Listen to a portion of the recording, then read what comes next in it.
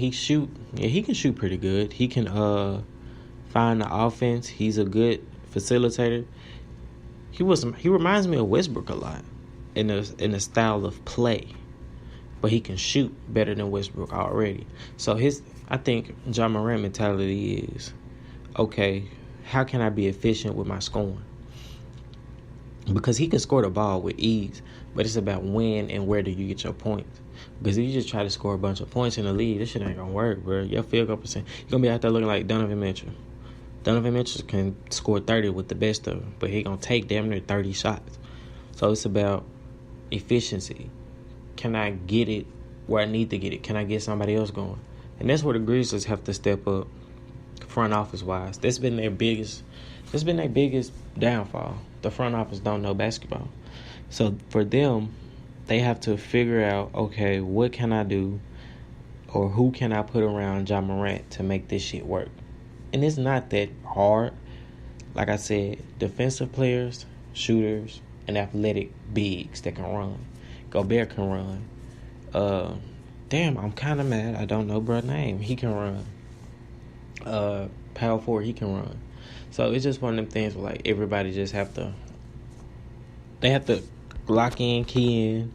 The Mike Conley trade is happening. I'm not gonna say it isn't, but it may happen draft night. So it happens draft night. The Grizzlies can either fuck up or they can just get it together. Jaren Jackson, that's his name. You try to work with the skills of Jaren Jackson and Ja Morant, because those are your new players. And I will probably start DeLon Wright. I start DeLon Wright. If y'all keep him. If y'all keep him on free agent, I keep Wright. Yeah, I keep Wright. Make sure I either, if Valanciunas not on a contract, make sure I get Valanciunas started. Oh, I forgot about Valanciunas. Shit, you really don't need Gobert now. So yeah, the Utah Jazz got to come with a five.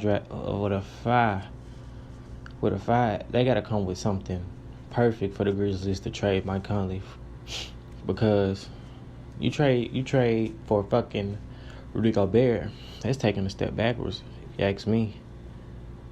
So the Grizzlies, I think the Grizzlies can get it done, man. But enough about them. They ain't giving me no shine. The Lakers, like I said, we jumped from the 11th pick to the 4th pick. Man, I wish we'd have got the number 1 pick. But, yeah, we should trade that pick. Trade it. I'm saying trade that pick for AD. I know I've been on the podcast and I've stated we don't need AD, but that's what's going to make everybody happy, honestly. You trade that pick and probably Josh Hart and probably not Kuz, not Zoe, not B.I. You trade that pick, Josh Hart, Mo Wagner, and that's a fourth pick, man. The Pelicans better not be greedy with that goddamn pick. With dude, he ain't that damn good. You trade all that for Anthony Davis, I think we can come to an agreement to where, like, okay, we can build around Zion, Drew Holiday, Julius Randle, whoever the Lakers give away, and whoever the Pelicans pick for the 4th pick. That's smart in my book. Or we draft the best player, continue to work like that, and just see where we go. Or, yeah, I feel like that's our best option, honestly. Because the top 5 picks, whoever got the top 5 picks looking to trade for Anthony Davis, period. That's just my whole thing of it. They looking to trade for AD. So it's just a matter of who got the best assets and who pitched the best to David Griffin, the GM of the Pelicans. I think Who has the best shot of getting Anthony Davis? Because regardless of Zion coming, I don't think he want to be there anymore. Because I think he feel like, bruh, the shit's just going to be the same for Zion if I'm here or not. Which I understand. You don't have no more time to waste over there. I don't give a fuck if y'all would have drafted Jesus. I'm out, my nigga. Which I understand, 100%. But, I don't know. Zion going to the Pelicans, man, he missed out on a lot of money with that New York market, even in the LA market or the Chicago. Like, he missed out on 3 opportunities to bank. He already gonna get the money. The money's there regardless. But the money that's on top of the money, like the greedy money, you know what I'm saying? The greedy bag. That's the bag that's coming with the local endorsements, the clubs, all the extra shit he missing out on by going to New Orleans. Don't get me wrong, New Orleans is not bad, but it ain't New York, LA, or Chicago. You know what I'm saying? So he could have went somewhere worse, 100%. He could have went to the fucking Cavs or the Phoenix Suns. So he's going to a team that can get to the playoffs. Shit, can they? Because shit, when they get their best player, they don't go to the playoffs. So I don't know. He probably in the same boat. I feel like they can go to the playoffs. It'll help Zion more. AD, man, on a basketball scale, on a basketball standpoint. Like, if you're literally watching basketball and looking at it, the Pelicans is a perfect fit for Zion. But it depends on what Zion want to do. If Zion thought he was going to New York, be the star, he fuck around, bring Kevin Durant and Kyrie, you know what I'm saying, championship first year. Hey, I wish that was the case, but bro, it's gonna work itself out, bro.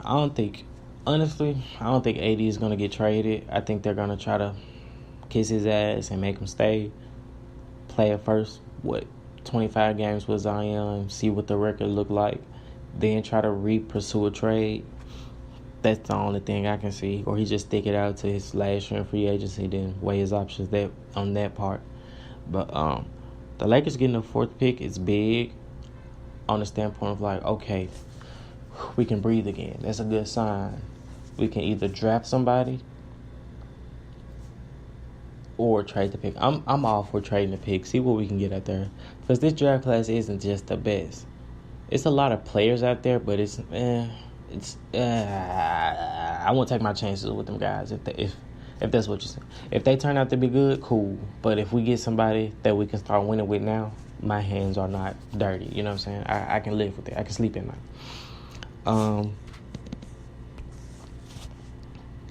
The playoffs was looking good. Let's talk about some stuff that happened before we get to the conference finals. Let's talk about the semifinals.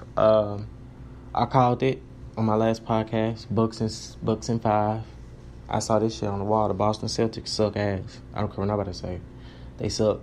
From a personal rivalry standpoint and just from knowing basketball, like, they're bad. And it's not even talent what's killing them. It's personal bullshit and people want to be divas and shit. And, you know, when you have that in the locker room, bro, you can't win. Honestly, you can't win. And I don't know who to blame it on. Do I blame it on Kyrie? Yeah. Gordon Hayward? Yeah. A lot of it is like, if y'all didn't watch, go watch Taylor Rozier's first take interview. He kind of exposed all of it. Like, it was more like high school diva shit. And these grown men, you know what I'm saying? The coaching picking his favorites. Gordon Hayward playing when he really shouldn't have been out there playing. And he's playing hella lot of minutes, starting and shit, you know what I'm saying? Terry Rozier only averaged like 5 points a game type shit. And this nigga carried them through the fucking playoffs last year to a game 7 where he ultimately choked. That ain't got shit to do with this season, though. He carried him. Him, Jason Tatum, Jaylen Brown, Marcus Smart. Like, the people that carried you all last season got shit in on this season. And it showed. It showed in their play. It showed in their body language. It just showed all around. And when Terry Rozier came out there and was like, bruh, I don't want to put words in bruh's mouth, but it was one of them instances like, bruh, if this the same team next year, I can't come because I ain't got time to deal with this shit. And I understand, bro. Like, y'all built something great, and then he come over here, Kyrie, with his antics, with the diva shit, and blow it. And I understand, bro. That will piss anybody off. It's a way you do things. Was Terry Rozier wrong on his part? He said what he said and he stood by it. So no, he wasn't wrong because he stood by what he said. And I just have to hear other folks' side. Like, I want to hear what Kyrie's side is. Like, it's a lot of factors that goes into it. Like Coach Brad Stevens, he feel like everything was on him, which isn't, but it is, because a lot of times he played favorites in a rotation, and you really can't do that, bro. You really can't, because that fucks up chemistry, and that's what ultimately brought the Celtics down chemistry wise. Now, it's one question they didn't ask Terry Rozier, which I thought they should have asked, was like, what went right game one that they won? You know what I'm saying? Like, what went right that game to where they won that game and lost 4 in a row? Like, what was the major difference? Like, that question never got asked, and I wish I could ask him that myself, because it was a big difference between game 1, game 2, 3, 4, and 5. Huge difference. Like, Celtics got blew out 4 games in a row. Like, that's crazy. And they won fashionably in a blowout stance game 1. So it's crazy to see one team get blown out game 1. They come back and blow the other team out 4 games in a row. Chunk that up to chemistry. I won't even say bad coaching. It's just grown men acting like kids. That's what I would chunk that shit up to, bro. Because there's no way in hell the Boston Celtics supposed to get. They was going to lose that series. But in 5, though, that's tough. The Nuggets and Blazers. If you know me, you know I've been saying that the Nuggets are going to be the next Golden State Warriors with the right pieces. They're one piece away. I'm telling you, one piece away. And that one piece is a wing. And probably, you know who the Nuggets need right now? The Nuggets need a damn near like a Draymond Green. Shit, Draymond Green on a contract. I'm pursuing him if I'm the Nuggets. You get Paul Millsap out of there. You get a Draymond Green. There you go. You'll get further in the playoffs. So that's how I look at the type shit. Or even say if the Nuggets had like, I don't know, anybody besides Paul Millsap, and it's not a knock on Paul Millsap, but you gotta get him out of there, because Torrey Craig, the wing player, he plays defense. He's a good defensive player. So you get him out there, he's all right. Then you get everything else going with Jokic. You got to get Jokic to mix up the game. He's kind of predictable. He's going to bang you, then he's going to shoot it. He needs to switch it up, get more moves, take less threes, take efficient threes. Take less threes, but efficient threes. If you can shoot the 3, good, but take it in a pick and pop.